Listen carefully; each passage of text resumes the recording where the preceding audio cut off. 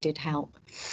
So I'm Amanda Allard. I'm Deputy Director at the Council for Disabled Children, and I will introduce you to the home team before introducing the speakers. Well, I'll do the poll and then the speakers. So Marie, do you want to go first?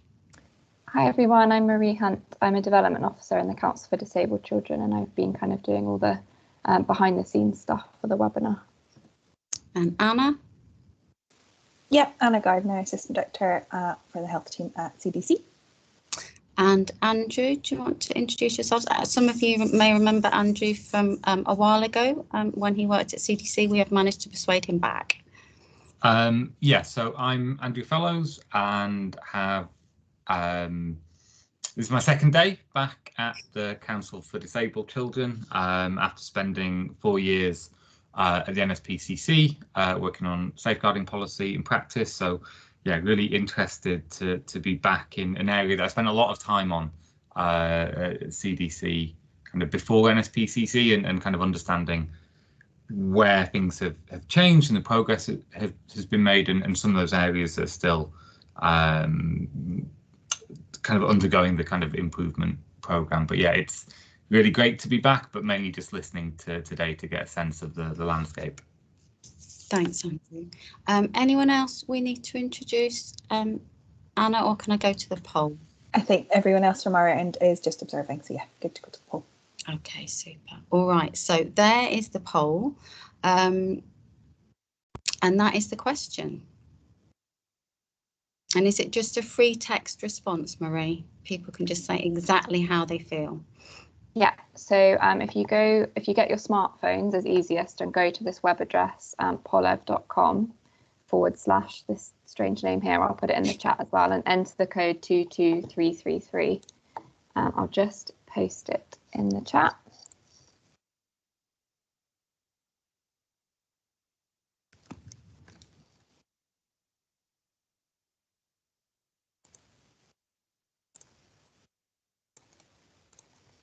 Thanks, Marie. You can access through your phone or through that link there as well.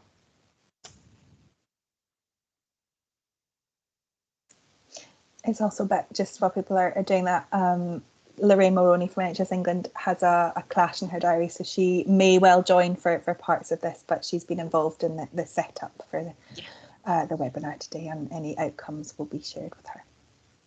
So Sam is saying the question hasn't appeared in the poll for her. Will they get the question, or do they just get the opportunity to respond to the question, Marie?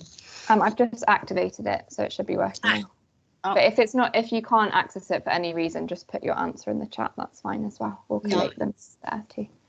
So yeah, so Sam says it's come up now, so that's fine. And yeah, just to sort of reiterate that, if at any point you can't, if you can't access the poll or in fact anything's going wrong, just stick it in the chat. We did have a case, when was it, the last national event or the one before, Anna, where somebody couldn't access the chat and couldn't raise their hand either, and was like waving at us. We didn't know. So if that situation does arise, then do feel free just to shout up. Don't sit there in tortured silence. We're not experts in any of the tech, but we have plenty of practice, so we tend to have come across similar challenges.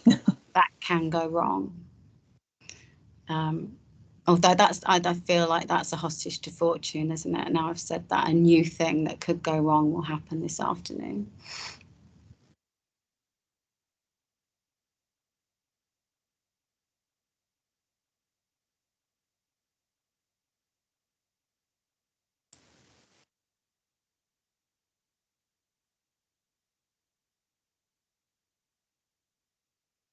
We haven't done an intro for everyone on the call, obviously, because there are many of you, but a flavour of the kind of job roles for the people that are joining us this afternoon. We've got lots of our designated clinical officers, medical officers, as well as lots of therapists from individual services. So I guess that maybe is reflective in some of the more confident answers. Some commissioners as well. And Nicola, the username, so the instructions for the poll are at the top of the slide that you hopefully can see now. But yes, so we won't get you all to introduce yourselves in the chat, but we will. I think, are the breakout groups small enough for people to introduce themselves in the breakout groups, Anna? Yeah, well, a quick intro, name and area probably works fine. Okay, sorry. Okay. All right. Do we think that's about it? Okay. We're going to check back in on that question at the end as well. So. Okay, super. All right then. Well, I think that probably is about it. Oh yes, and apart from the team's top tip at the bottom. Yeah, control and enter if you're struggling to see the slides. You can make them bigger or smaller.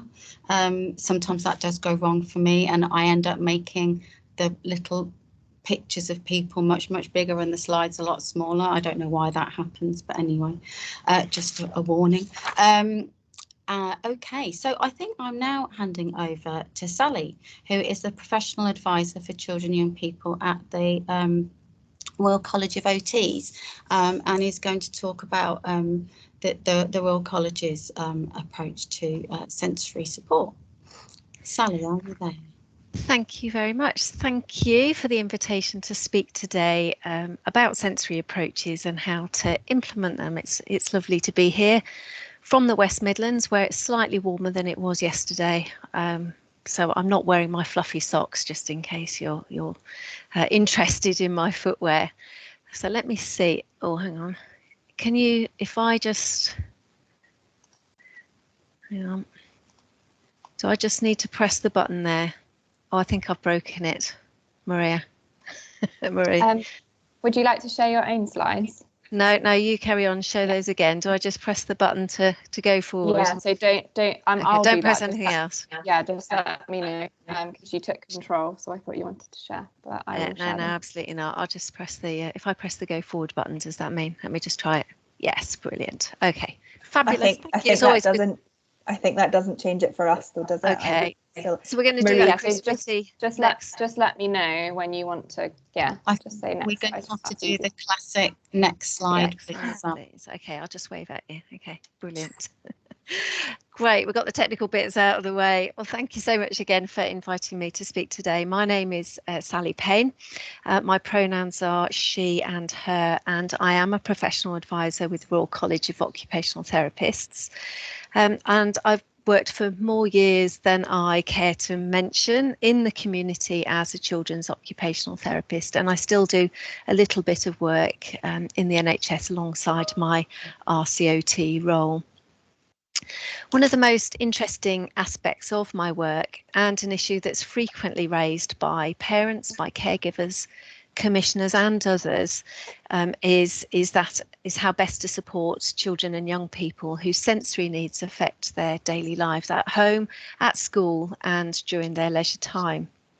So in preparation for this session, I asked people on Twitter to tell me how differences in the way that they notice, process and respond to sensory information affected their lives and experiences at school, because this is one of the main areas in which sensory needs are highlighted. And these are a few of the things that they said.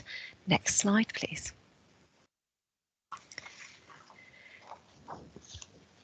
Have you got the next slide there? Yep, it's come up for me. There might just be a slight delay on it. Okay, brilliant. Okay, what you're expecting to see, Sally? We've got the quotes from people. Okay, I haven't. Oh, hang on, let's try that. Okay, yeah, I've got it. I needed to sync something. All right, so I'm just going to read out to you the three bottom quotes on this slide here. I have trouble filtering out auditory information. When I would take tests, if a student near me had a cold, every time they sniffed, I got distracted.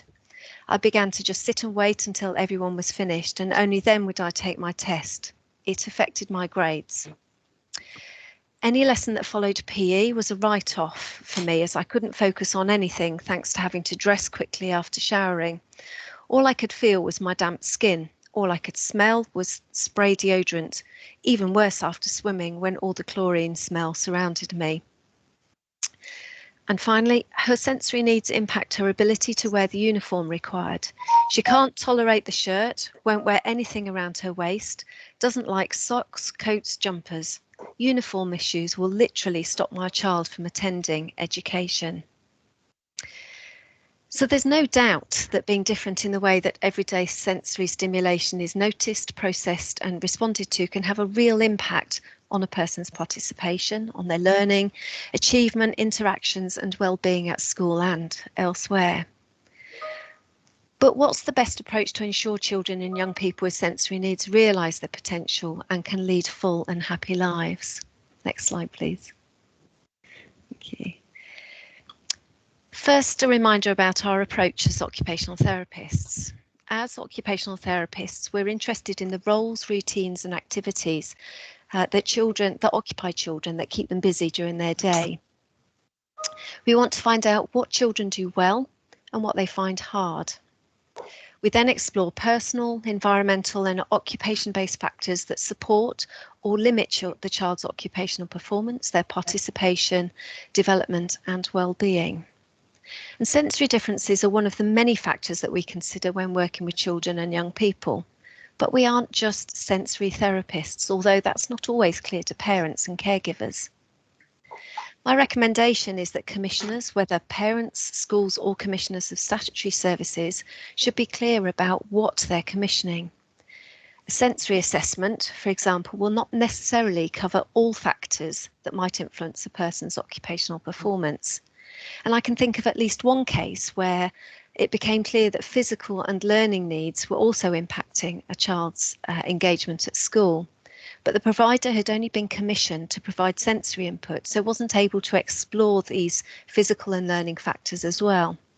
This led to a breakdown in relationships between all parties, which wasn't at all helpful for the young person. So my suggestion is that we commission and provide occupational therapy rather than sensory therapy. Commissioning an occupational therapy assessment that includes sensory factors would enable providers to consider all factors that affect occupational performance, reducing the potential for misunderstandings later on. Next slide, please. And now a note about terminology. I often see reports and read papers and information referring to sensory processing disorder. I think it's really important to note that SPD is not recognised as a separate and unique diagnosis. SPD wasn't included in the last revision of the Diagnostic and Statistical Manual, DSM, because it was unclear whether children who present with sensory-based problems have a specific disorder of sensory processing, or whether sensory differences are symptoms of other disorders such as autism. As there's no universally accepted framework for diagnosis, it's the RCOT view and that of many other organisations that the term SPD should not be used. However, it is critically important that a person's sensory needs are identified so that adjustments and support can be provided. Next slide, please. We will all, I'm sure, be familiar with this tiered model of intervention, and this can be applied to sensory approaches too. There's sometimes a perception that the tiered approach is used as an excuse to save costs by providing a watered-down service, but this is not the case. This is about providing the right help at the right time. It's about intervening early to prevent difficulties from escalating and becoming more complex. It's about skilling up young people and the adults who support them to use appropriate strategies in context so children and young people can take part in the daily activities that are important to them wherever they are. A tiered approach to sensory interventions prioritises independence and self-management. It helps people identify tools and strategies that they can use in a variety of situations, not just as children, but throughout their lives. It also helps services to use resources wisely, enabling them to support more children and young people to fulfil their potential. The model enables services to free up capacity to provide in a timely way the specialist direct support needed by the small number of children and young people with the most complex needs and circumstances. Next slide, please. And now I think it's time to talk about the elephant in the room, that is sensory integration therapy. Next slide, please. This is the intervention approach that I receive most inquiries about from parents and caregivers, from commissioners, occupational therapists and others. It's also mentioned frequently in SEN tribunals and their equivalents in the devolved nations. Even as someone who knows a bit about sensory approaches, understanding what is meant by sensory integration therapy is challenging, probably because people use the term in different ways. So let's just try and unpick this a little bit.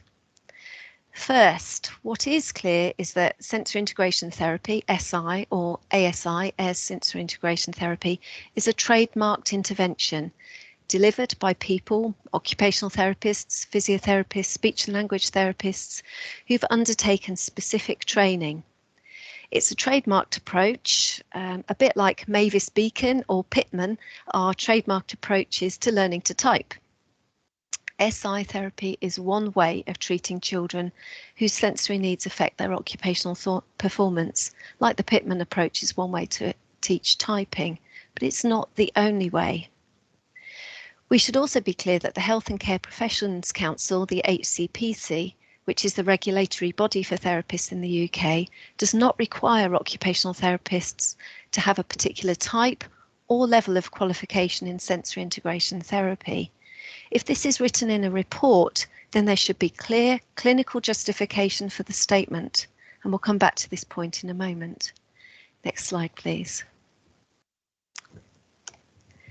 So what is sensory integration therapy?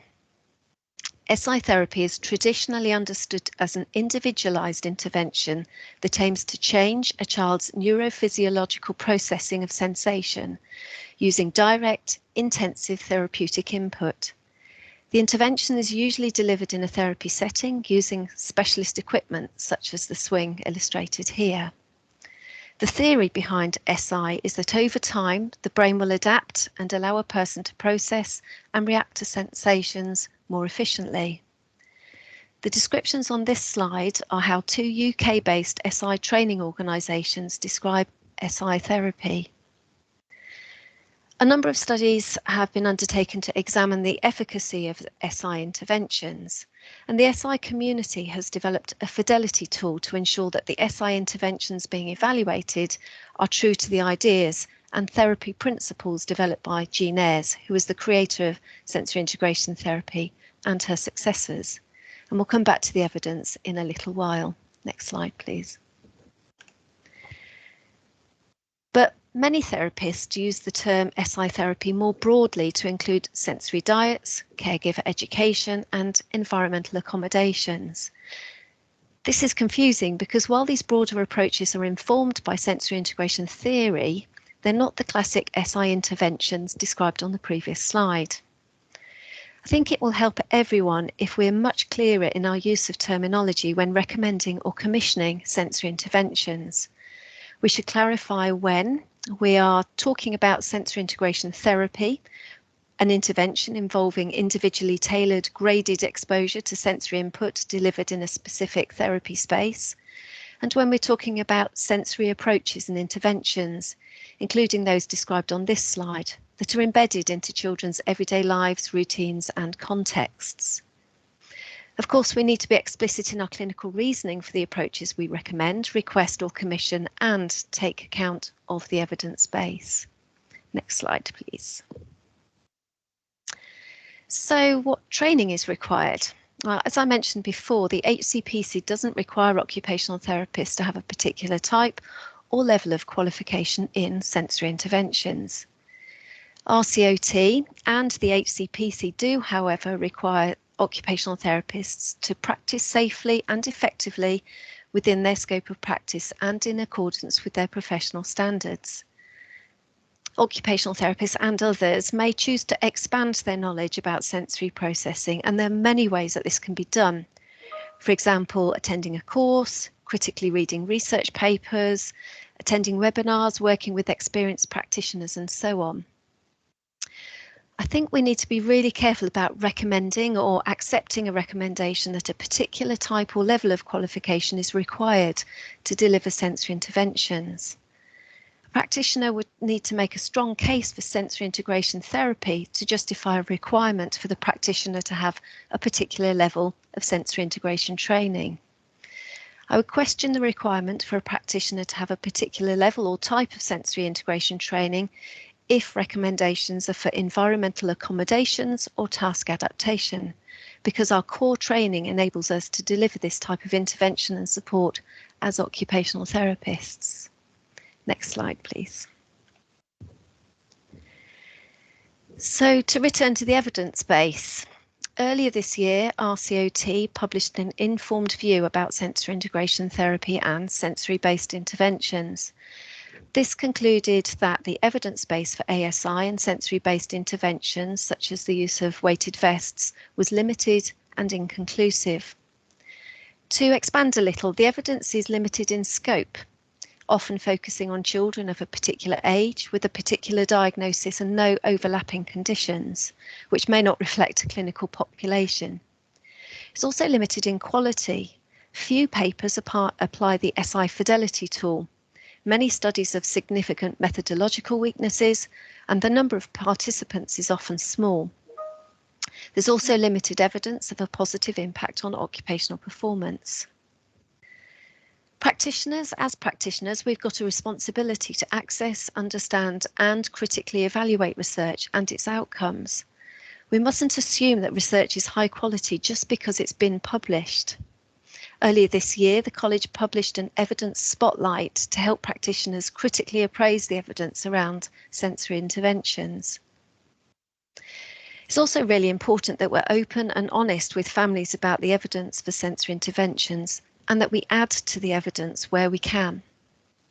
We await with interest the findings of an NIHR-funded programme, a pragmatic RCT, of sensory integration therapy compared to usual care for autistic children aged 4 to 11 years, which is being carried out in the UK. And the study is due to report in June 2022. In the meantime, it's recommended that interventions are regularly reviewed for effectiveness at an individual level, and that intervention audits are systematically conducted to inform local evidence. Next slide, please. So what does this mean for commissioning and from a recommendations perspective?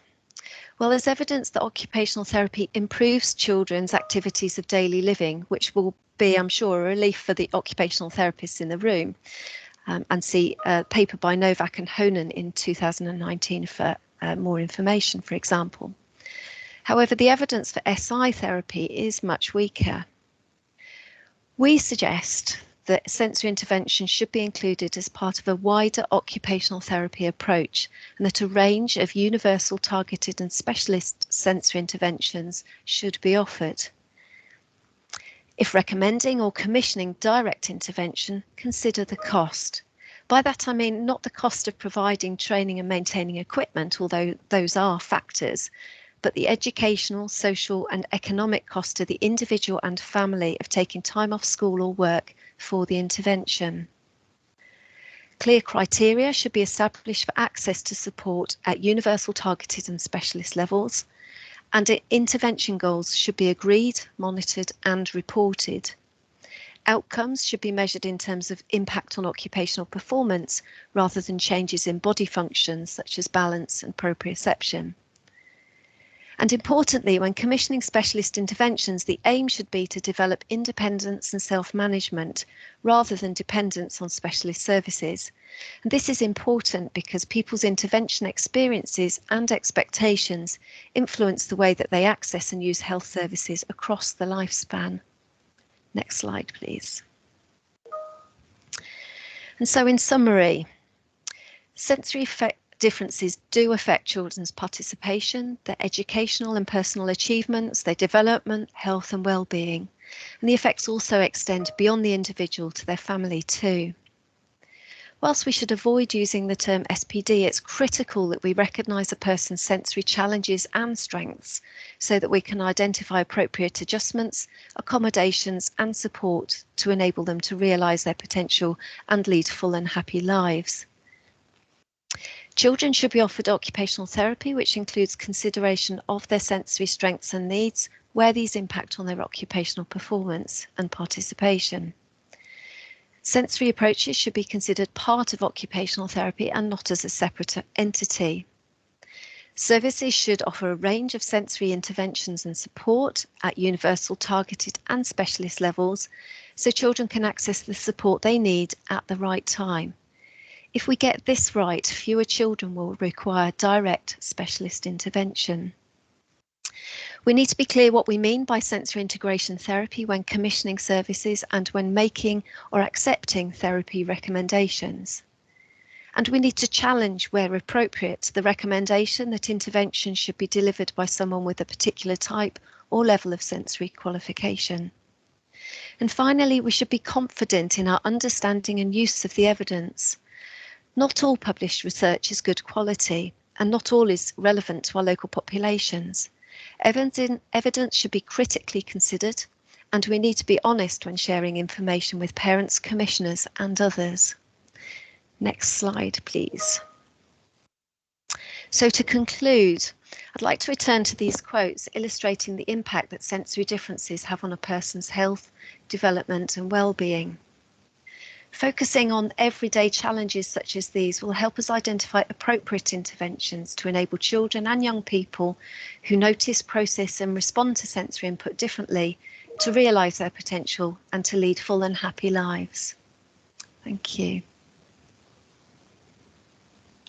Thank you very much, Sally. I don't have an awful lot of time. I wondered whether it might just be helpful to pick up Adeline's comment in the chat about how we end up in a situation where the first tier tribunal and do enjoy the praise and the claps. Thank you.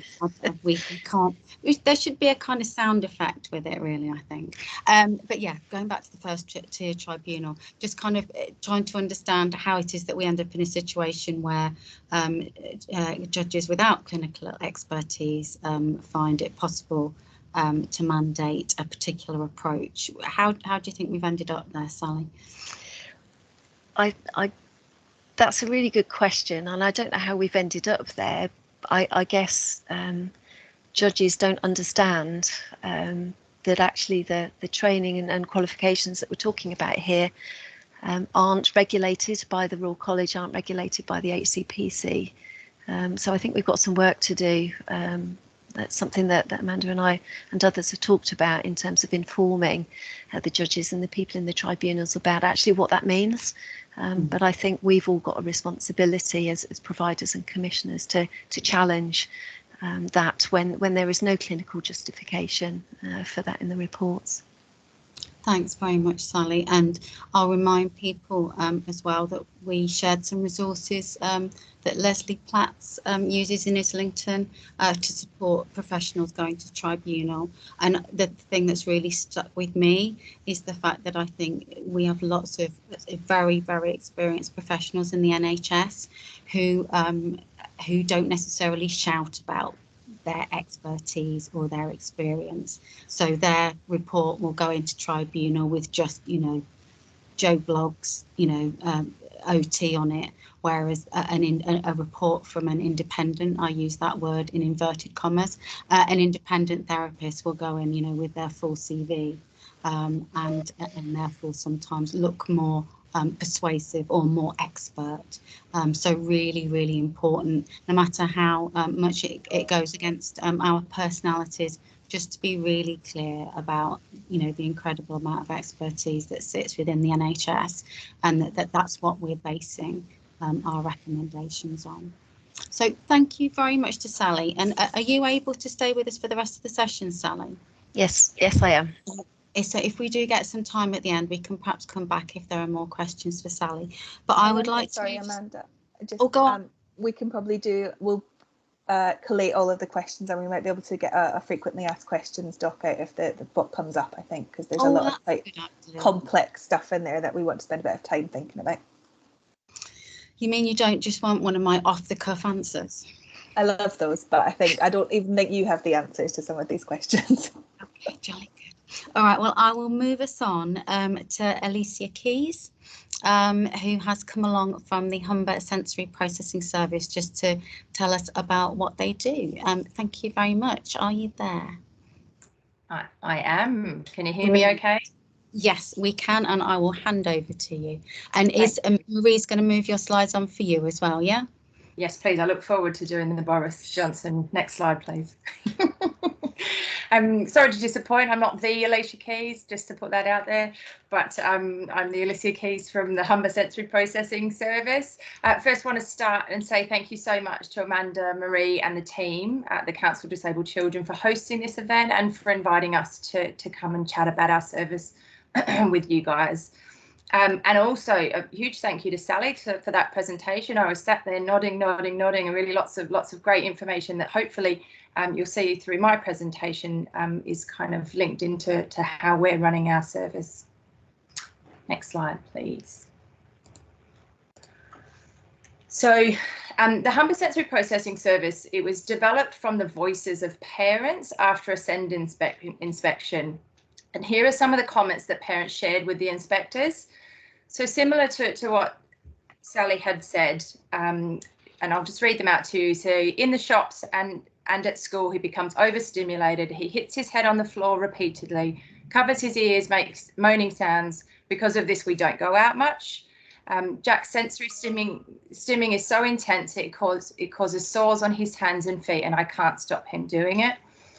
She's really bright, but she can't cope with the noise, people, and smells at school, so she won't go. So the SEND inspection pushed forward the development of this service.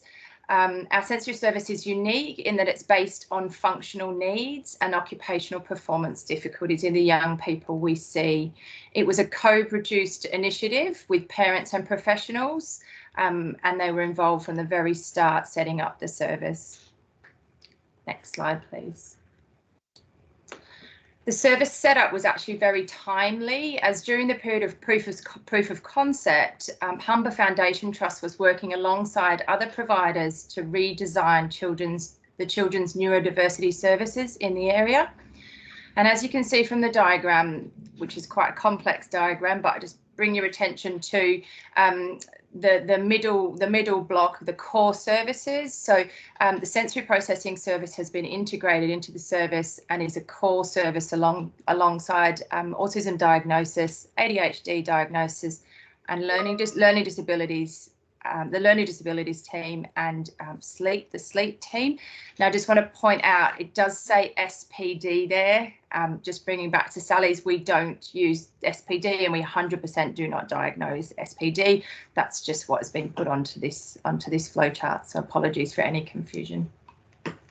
Next slide, please. So it wasn't just the voice of parents that placed the sensory service within the neurodiversity service, but also the research evidence supporting the commonality of sensory processing differences across all neurodiverse conditions. Having said that, our sensory service is not diagnostic specific, and we do support children with and without diagnoses. So it's estimated that around 1 in 7 people are neurodivergent in the UK, which is more than 15% of the population. And up to 96% of autistic people and 40% of children with ADHD have sensory processing differences. However, that being said, it doesn't mean that everyone will need a sensory assessment or everyone will need a full assessment. It is expected that with reasonable adjustments, a large number of these individuals will manage well, and these adjustments need to be made and tried first to work out what works for the person. So we know the research supports sensory processing differences in the neurodiverse population, but what does that mean? Next slide, please. Now this is a bit overwhelming, this one here, but it's just to show you the complexity of how significant effective sensory processing is on our development. So whilst you might think of sensory processing differences as sensitivities, so for example, sensitive to sounds, it's important to acknowledge that sensory processing is a core feature of development of motor skills, emotional regulation, sleep and learning. It affects everything we do in our day, and when it goes wrong, it can have a significant impact on the person's function and well-being. So just going back to neurodiversity, a body of evidence is actually now suggesting that there are neurological differences in sensory processing, and that these could be responsible for some of the core features of autism. Next slide, please. So given the prevalence of neurodiverse conditions, we knew the demand on the service was going to be high, and we needed to use out-of-the-box thinking. So in the setup of the service, we were only actually commissioned to provide one advanced therapist, one therapy assistant, and one part-time lead, which isn't very many bodies. So therefore, we began with careful recruitment of staff with the right values, who understood the needs of the group of children and young people who were able to think and work outside of traditional NHS service delivery models. We understand that the severity of sensory processing differences is on a spectrum, and we wanted to develop a service to support the children with the most complex needs, but also provide a service to as many children as possible. Next slide, please. So as you can see, this is Sally's triangle flipped upside down. So as I just said, the sensory processing is a spectrum of need, and this means that not everyone needs a full assessment. We wanted to be able to empower the children and families we worked with, as well as flexibly adapt support plans through education about sensory processing and its impact on occupational performance and function. So the upside down triangle represents the demand on the service, from more universal at the top to more specific and specialist interventions at the bottom. So a bit about our service. So when the referrals come in, we discuss these to identify the functional impact of the sensory processing differences, identify any risks, and prioritise or expedite when needed. The outcomes of a referral include a sensory processing consultation and recommendations, or progress on to a specialist sensory assessment. We recommend sensory strategies and interventions, but we're not commissioned to provide AIRS sensory integration clinic therapy. So the therapists in the team are trained as SI trained, so we're using that framework, but we're not commissioned to provide the clinic-based therapy. And then the final thing, we have provided sensory processing training, sensory champions training, and parent workshops as well for families. Next slide, please. So as you saw on the previous slide, so our first universal stage 1 of the service is our service website, which was co-produced with parents and professionals from the start. And we had 3 aims of the website, and these included to provide resources, education, and videos aimed to normalise and support sensory-based behaviours. And we're really quite chuffed with our website, because we've recently won a HSJ award for our website for improving care for children and young people Initiative of the Year award. And this is something, thank you, little claps, I love that. And, you know, this is something that's accessible by the whole, you know, everybody, the whole country and further as well. Next slide, please. So telephone consultations or virtual consultations. So parents are advised to use the website to prepare for their consultation to make best use of this time. As I've already mentioned, we work on a functional needs basis, and we develop a working sensory hypothesis for the child's differences. The telephone consultation calls can be done with parents and carers, or the referrer, or that actually can be done with the young person themselves. And the outcomes from the consultation include progressing on for further assessment, recommendations given with a consultation letter, and they're placed on our 3-month list, or they're offered a parent workshop. We try to utilise digital platforms for consultations as a first means. For example, upstream, we're doing a lot of upstream appointments via consultation appointments. Next slide, please.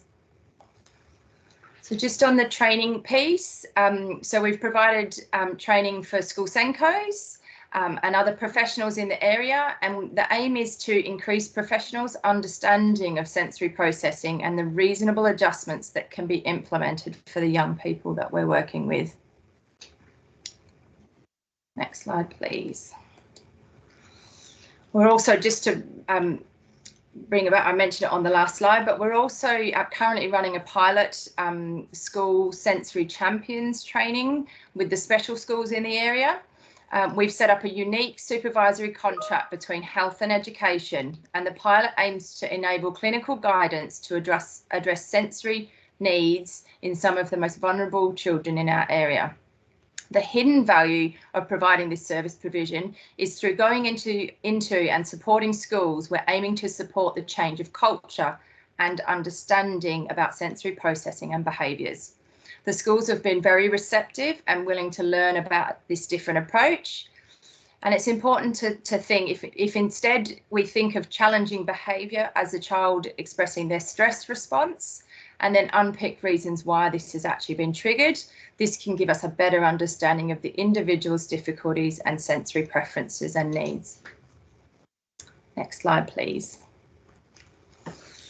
So as I mentioned before, we're not commissioned to provide AIRS SI clinic-based therapy, and we're not actually commissioned to provide interventions yet. But from the evaluation of needs of the children and families that have been referred to our service, we identified 3 key areas of need, and we've actually run workshops on meal times and emotional regulation, and the sensory piece impacting on that. As well as developing a pathway with the voluntary sector to support around sleep and the sensory piece that might be impacting on that as well. Next slide, please. So we're really proud of our service and our service delivery model. We've supported over 400 children from September 2020 to September 2021. And I've put some of the website statistics on here as well. So from our website in that time period as well, we've had 1,800 views, and 40% of the traffic was from organic searches, so from Google search or others, and then 43% was direct access from the domain name, so from us sharing that with families and professionals. So as you can see, the website really is accessible by the majority of the population in the UK. Next slide, please. So through the proof of concept period, the service has been tweaked in response to service evaluation. We've utilised a range of methods to receive service feedback,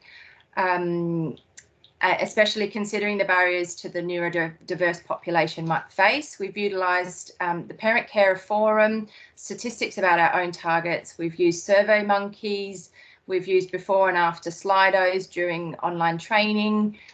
We've got access to an iPad in the clinic that families can use there and then, as well as the traditional friends and family link, NHS link. And so just to put it into perspective, about over 80% of our contacts have been via telephone or upstream consultations. But the feedback from our families is that they're really happy with this level of service. And that's obviously written there on that slide. Next slide, please. So that's some of the feedback we've had so far, sorry. So we feel that the most important feedback we get are actually direct quotes and the voices from families. And here are a few examples. I'll let you read those, but what it essentially, in a nutshell, they've fed back is the website is a very easy to use website, and it has lots of useful resources that they can access when they want to and when they're able to.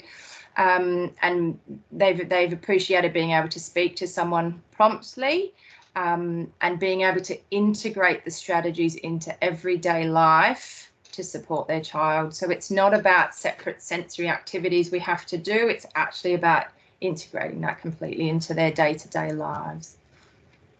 Next slide, please. So some of the other key themes in the feedback also included, like in the prompt service response, and being able to speak to someone who understands them and understands their child's behaviours. And this supports parents felt listened to as well. And parents reported that recommendations were practical and they appreciated the responsiveness to the child as an individual. So individually understanding that child's presentation and suggesting, practical strategies on how to support them. Next slide, please. I won't read these out, but from our service evaluation, we've identified sort of future needs moving forward with our service.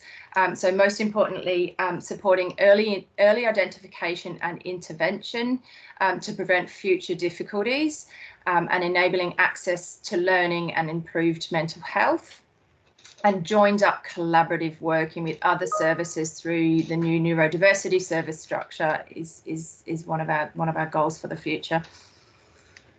Next slide, please. So just wanted to give you a quick case study at the end. So Xander is an 8-year-old autistic boy with average intelligence. He likes cars, trains and computers. He was referred to the sensory processing service due to having a limited diet, difficulties with activities of daily living, including sleep, brushing his teeth and bathing. He also engaged in some self-injurious behaviour, such as banging his head and refusing to go to school some days.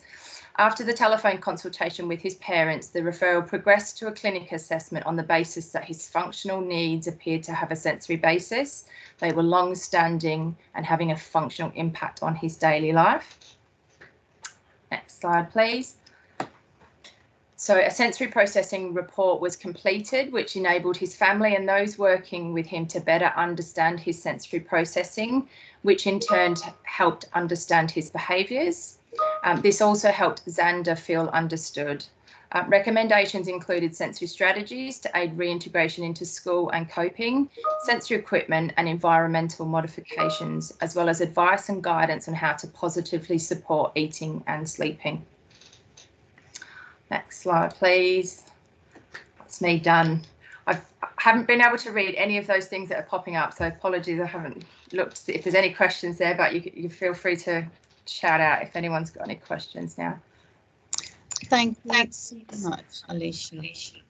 And there are some questions in the chat, one of which has already been answered, like magic, by somebody else.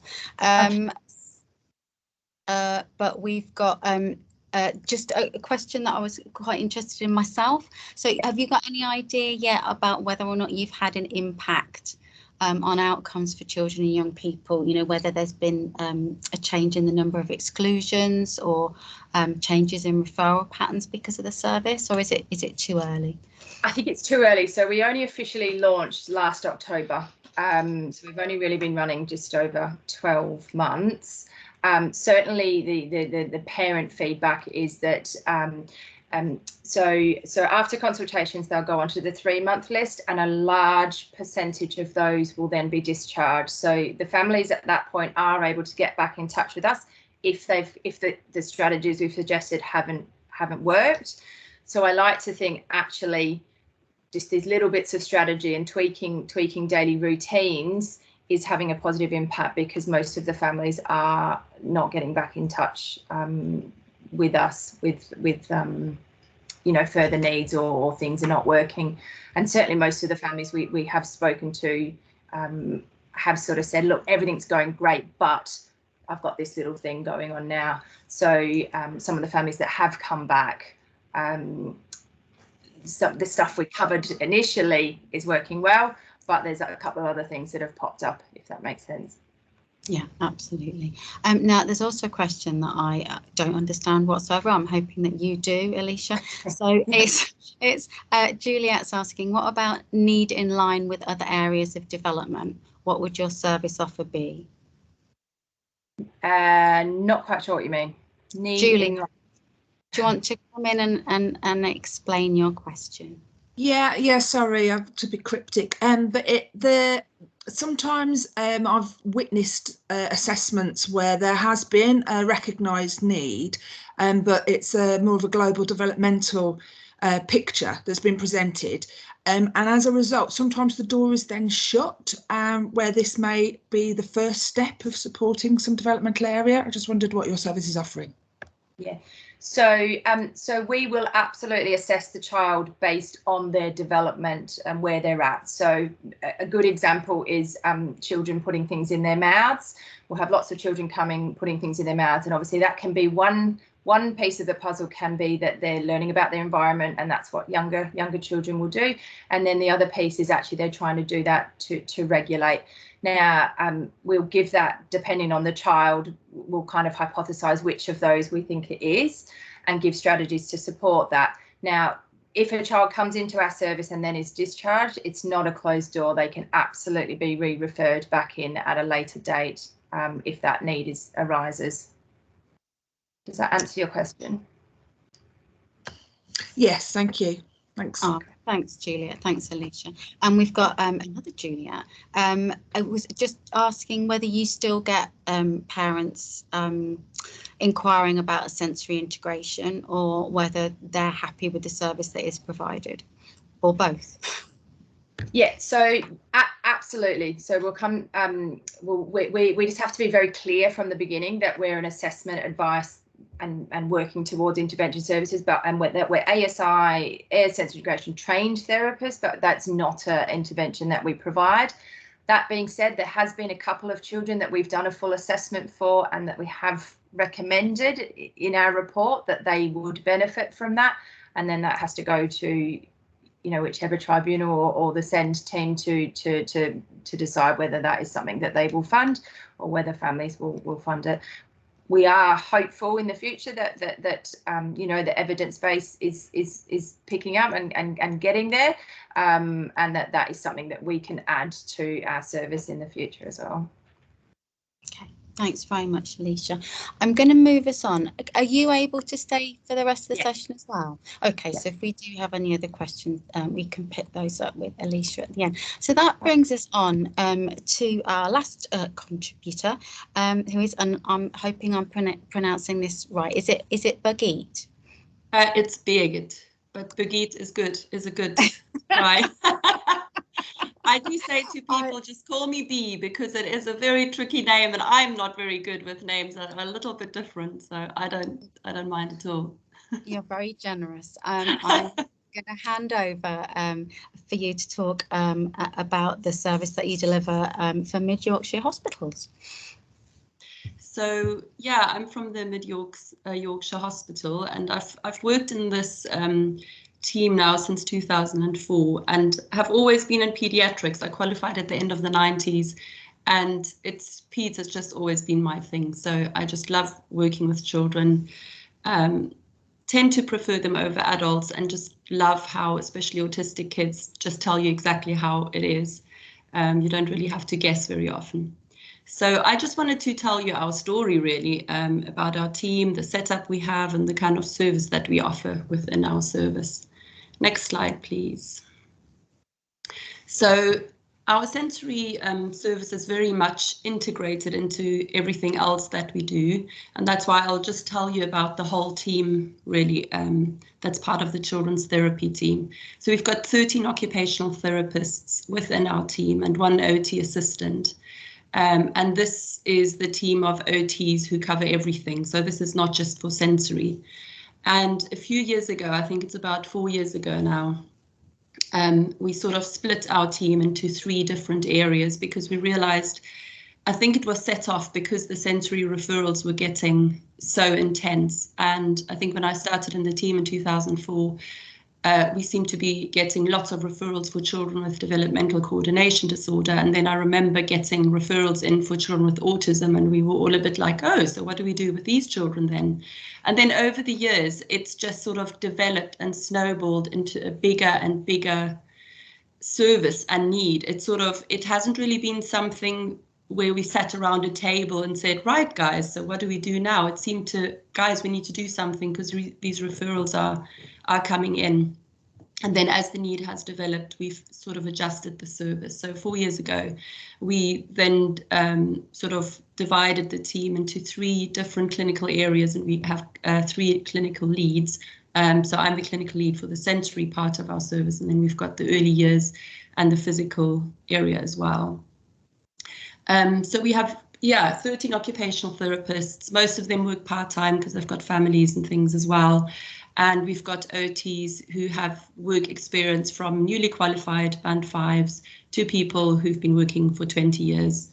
And our training, I thought I would put this in because I saw, Sally, I saw your presentation before the time and just found that so interesting. This thing about we always see in not in referrals, but in reports from other OTs outside the NHS saying that it's got to be an SI trained OT who delivers blah, blah, blah. Within our team, there's such a mix. So we do have people who are SI trained on different levels. We've got, we do in-services. We have sensory-based training, which is maybe more focused on autism and ADHD and those kind of conditions, but brings the sensory thing into the training sort of by default because it's such a big influence on that child's presentation. We've got a really good supervision structure within our team. And as people come into our team and need induction, they shadow and we sort of learn from each other. We've got a really good buzz in our team. It's a really, with all the pressures going on in the NHS, the thing that makes people stay in the team is really our sense of family almost, like, come on guys, we can do this, and the support that we give each other as well. And the resources which we have different standardized assessments. So we've got sensory assessments like the sensory processing measure, but then also other standardized assessments that maybe look at visual perception and so on, that also is sort of part of a sensory presentation. We've got non-standardized assessment kits, questionnaires. We've got our pathways and policies that guide our practice. We do have an SI room, but we also don't offer sensory integration therapy. There is sensory integration therapy, but we've got we've got swings and things which we could include in sessions, but it wouldn't be the SI intervention as outlined by Sally earlier. And then we've got evidence-based programs. We've got things like the sensory ladder, for example, in the zone program that we often use for children when they have especially sensory modulation difficulties. Next slide, please. So referral criteria is always a big conversation in our Band 7 meetings because it's quite difficult to pinpoint exactly what the referral criteria are. We get a lot of referrals, and Alycia, you were saying as well about how many children you've seen in the last year. And I think we obviously triage the referrals, and I think the ones that then get triaged as yes, they need occupational therapy assessments tend to be about 25 to 30 a month. And that's really increased over the last, I would say the last 5 years or so. It's just really spiraled into, and we've had more OTs employed because of that as well.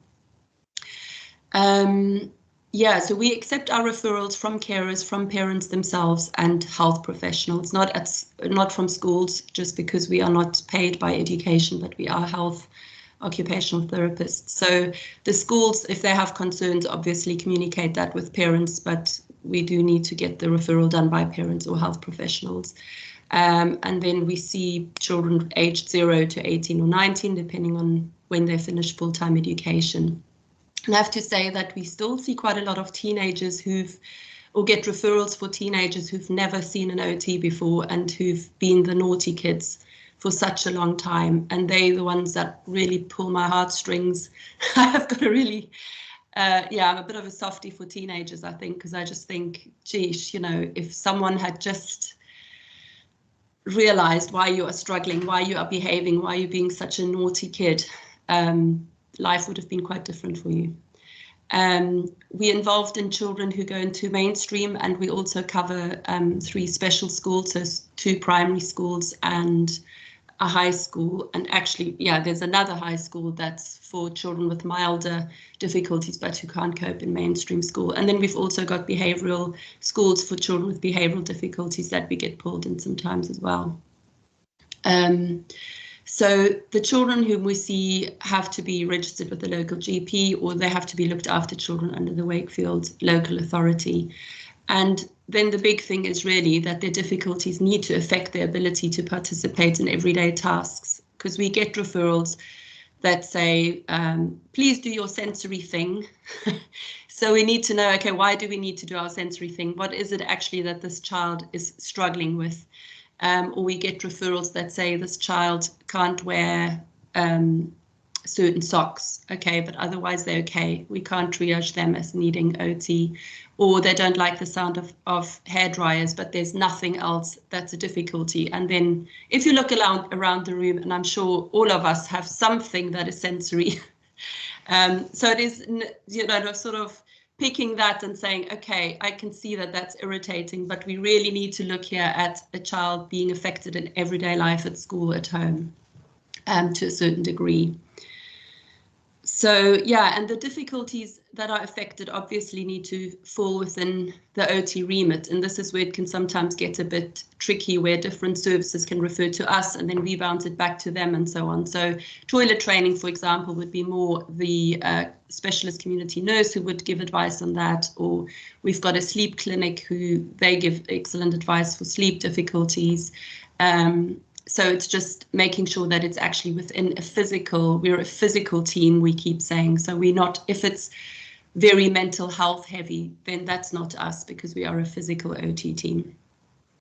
So the last thing here, mental health issues described can be a grey area. We actually talked about this in a Band 7 meeting this morning, because this thing of you're anxious because you've got sensory difficulties, and then you have sensory difficulties, therefore you are anxious, and how you unpick that, and those referrals are usually the ones where we say, we don't know from the referral, so we have to do the assessment. And then the assessment might be, this is definitely not OT because there are these mental health issues. The child has had a traumatic background, or the triggers are just not sensory in nature. So this is more a CAMS thing than ours, but you just can't separate them. So very often those assessments are necessary to sort of make a bit of a distinction. But then, of course, sensory strategies can help also if you have a purely mental health difficulty. So we then sometimes bounce it back, but say, do try these things though. In the meantime, next slide, please. So our assessments have had to change a little bit with COVID. We used to have sensory clinics where we'd have 2 OTs in the room. One would do the sort of like a questionnaire on our system, one with a parent, while the other OT would do a physical assessment with the child. And then the child and that therapist would come and join the mom and sort of be part of that conversation. Obviously, if the child was older and they wanted to be part of that conversation, they would do the questionnaire with the OTs and then do the physical. We've moved away from that now because we then had to do telephone consultations and video calls over COVID times when we weren't allowed to see children one-to-one. But now we sort of back to seeing children physically, and we've actually ditched the 2 OTs doing an assessment purely because pressure-wise, we're not able to do that. There're just not enough of us. And so we do phone call conversations if we can to get as much information as we can before the time. And then from that, we decide, do they come into clinic for the physical assessment, or do we do a school visit where we observe them? We might do 1-to-1 assessments there that you could also do in clinic, and we liaise with the teaching staff. And with some children, do a home visit, especially the ones that are quite complex, where there might be safety issues, where parents say, you know, they might jump out of the window if you don't do something. So the really severe children, we often do safety assessments. Yeah, and where the behavior is quite different in the educational setting to home, we might think, let me just see what is it that triggers these things at home, or why it's the behavior is so different. And sometimes also our OTA might go into the home to do some demonstration of some of the sensory advice that we've given. Next slide, please. Sorry about my voice, it's very croaky at the moment. So, so what do we assess? Our assessment is very much focused on functional tasks, first of all. So also when we look at goals and things, I'll always say to parents, okay, you've given me a long list of things you're concerned about. Sometimes they come in with a written list of 500 things. This is a problem, this is a problem. And then we look at some of those things, and I might say to them, if you had to choose 3 things you would like your child to be able to do that they can't do now, and if you, Johnny, could choose 3 things you would like to do, what would those 3 things be? So it's very much our outcome. So it could be dressing, toileting, feeding. Often it's the child wants to be able to kick a ball, but mom wants him to hold a pencil better. And then it's sort of checking, okay, motivation wise, kicking a ball might be a good starting point. We can maybe get the handwriting in a bit later. So I think, as all OTs would say, it feels very much like we are detectives and we are trying to identify why a child struggles with certain things. So knowing that they struggle is one thing, but our job is to find out why they are struggling. And with the sensory kids, that can often be an additional challenge, because I'm also aware as a sensory OT that I don't want to just go into any assessment situation and I've decided before I've even met the child, you will have sensory difficulties, I will find them. But to keep that open mind of it might not be sensory, there might be something totally different going on. Yeah, and then that importance of linking the sensory processing difficulties and other difficulties with the functional skills and observed behavior. So this thing of why, what are those underlying difficulties? And I think, Sally, you mentioned that in your talk. So it's not just about, okay, we are working on proprioception needs to be better so that the child can do what exactly? So what are you going to, you are going to be able to push a bike. That's what we're working on, not on your proprioception. We want you to be able to pedal a bike. So our sensory reports, the layout of that has been adjusted because we wanted it to, especially for a new OT who walks into our service, to see also, this is the mindset we want to encourage you to have, is that function is the first thing that we look at. So our layout of our reports very much like the functional difficulties are dressing, feeding, sleep, bathing, and then come the underlying reasons why the child struggles with that, and then linking that to the functions that you've identified above that are difficulty. And also to mention strengths because these poor kids always hear about, what are you struggling with? What would you like to be better at? So we definitely want to, in our report, say he loves to play the drums, or he is very good at climbing the fence, even if it's very dangerous. And those kind of things emphasize the good things as well that these kids have. And then we identify goals with the carers and with the child, and obviously that importance of having very smart goals so that we can measure them 6 months down the line. We can see, are you actually able now to cut your sausage 3 out of 10 times or not, so that we know how successful or not our intervention has been. And then we use the TOMS, so the therapy outcome measure, which we have on our system 1. So when we've done the initial assessment with the child, we do a TOMS for them then, where we look at the impairment level, their activity level, their well-being level, etc. And then we do it again when we've reviewed them after intervention. And that helps us and the people that pay us to see where have we made a difference and have we made a difference. And that's really good for ourselves as well, to then see, oh, you were a 2 and now you're a 4. That's really good. Next slide, please.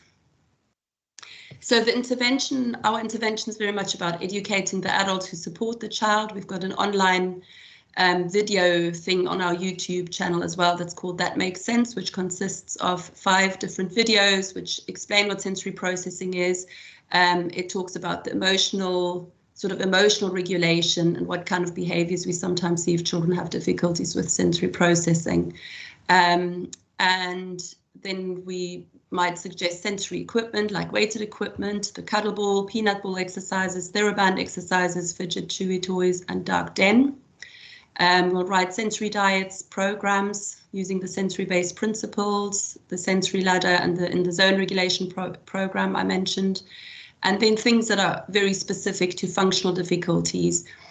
So they're not sensory approaches as such, but they complement what we do with these children, because we see the children as a whole. They're not just a sensory patient, they're a whole child who might need hand over hand, or the co-op approach if they need more of a cognitive thinking this through after we've taken away sensory distractions and so on. So integrating those different approaches.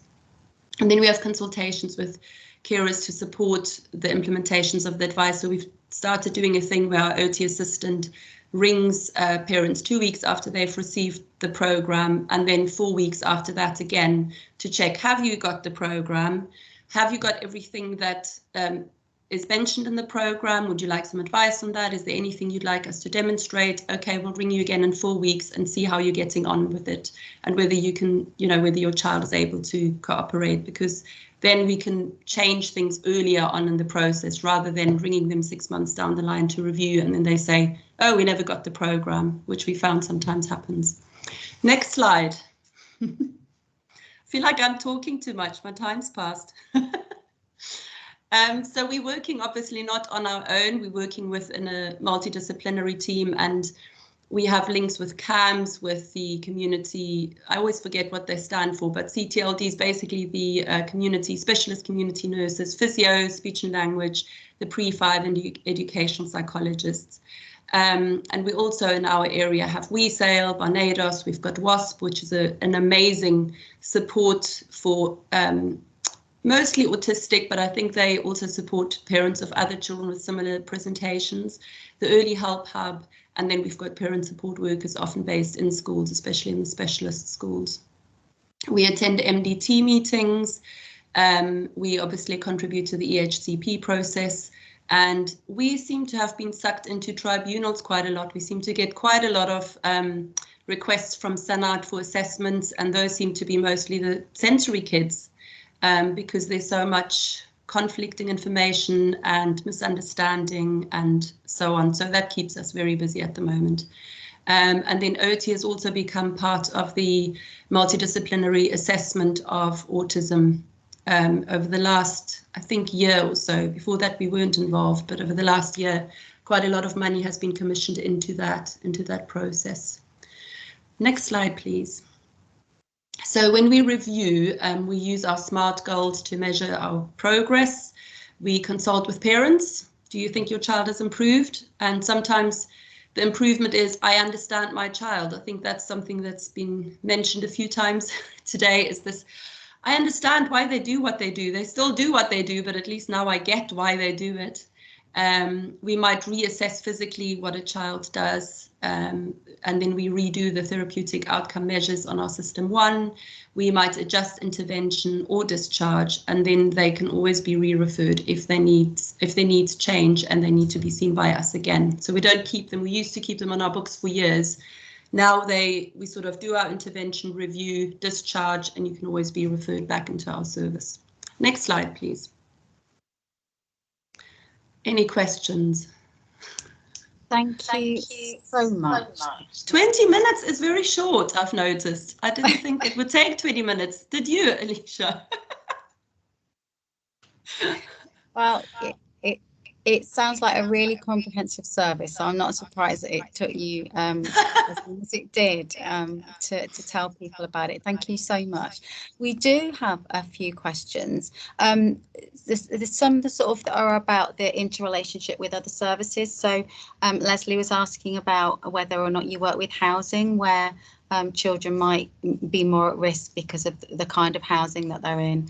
And then there's another one from Adeline, which is about the crossover with CAMS, where you've got children, young people with anxiety dysregulation who are presenting with sensory differences that are impacting on their access to education, so emotional-based school avoidance.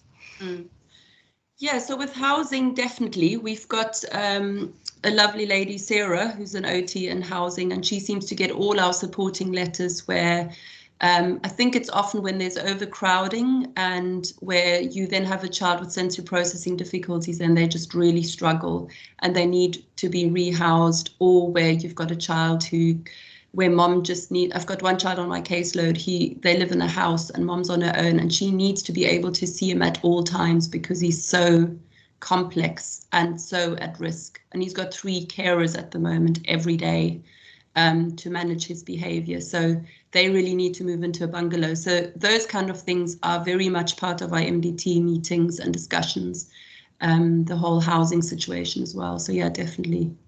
involved in that. And then the second question was our connection with CAMS, or our links with CAMS. Yeah, I mean, I think I know in some services, in some areas, CAMS have their own OTs, and we really want our CAMS to do that. Because we just think, you could do so much if you were based there as well. And we do, I think, feel very much that we are sort of being physically pulled into that team with our sensory hats on, because we're a physical team, but then sensory is so mental health as well. So it is really difficult. So we try to link with them as much as we can. We do have clinical psychologists who are in the office with us as well, which is great. So you can just turn around and have a conversation with them, but their role is more with the MDAs. So they are only based because they do the assessments for autism. So I think our links could be better, just because these kids need a really good team approach. But it's the time, and it's the resource, and it's their mental health. We are physical, and an acute, an acute trust, and that makes it a bit difficult sometimes. Does that answer the question about the CAMS? I think so. Unless was it Adeline? Adeline, did you want to come back in, or did that give you what you were interested in? No, totally. I think it affirms what we see locally in Oxfordshire as well. So I think we're in the same boat, if you like. So yes, thank you very much. Okay.